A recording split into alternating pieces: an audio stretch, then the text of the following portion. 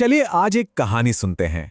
एक ऐसी कहानी जो समय को संभालने की हमारी सबसे बड़ी मुश्किलों में से एक के बारे में है। ये सवाल शायद हम सबके मन में कभी ना कभी आता है ना?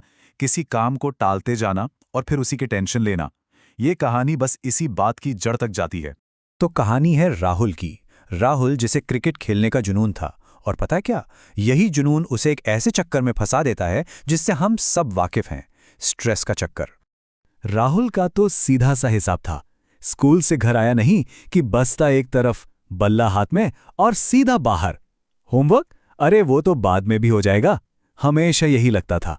तो एक तरफ खेलने का मजा, लेकिन दूसरी तरफ देर रात तक जागना, टेंशन लेना और फिर अगले दिन कॉपी पर टीचर के लाल निशान। ये एक ऐसा साइकिल था जो टूट ही नहीं रहा था।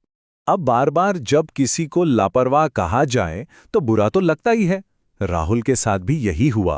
वो इस बात से तंग आ गया था और उसे लगा कि भाई अब कुछ तो बदलना ही पड़ेगा। और यहीं से कहानी में एक टर्निंग पॉइंट आता है।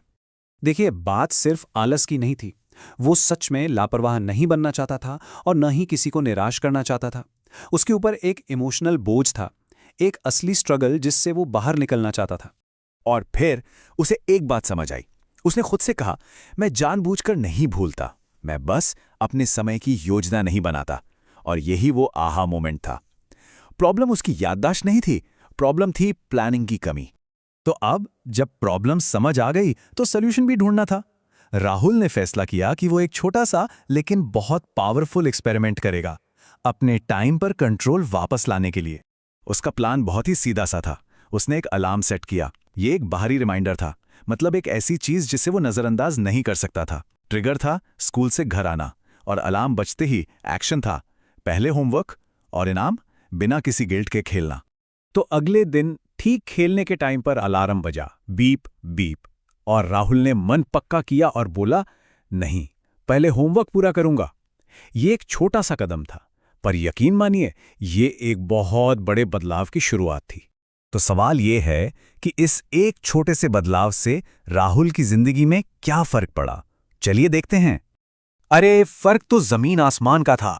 कॉपियां पूरी होने लगीं, टीचर भी खुश रहने लगी, और सबसे बड़ी बात, अब ना देर रात की चिंता थी, ना कोई हड़बड़ी, ना कोई स्ट्रेस।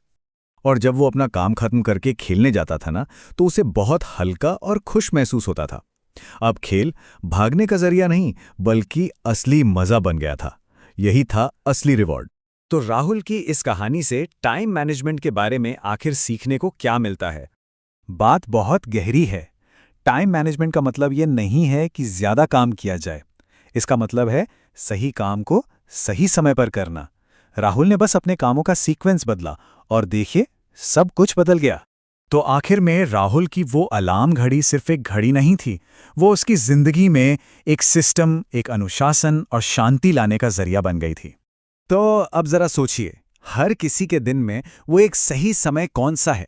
वो कौन सा एक पल है जिससे अगर सही से मैनेज कर लिया जाए तो बाकी का पूरा दिन बदल सकता है? इस पर सोचिएगा जरूर। हमारे साथ जुड़ने के लिए शुक्रिया।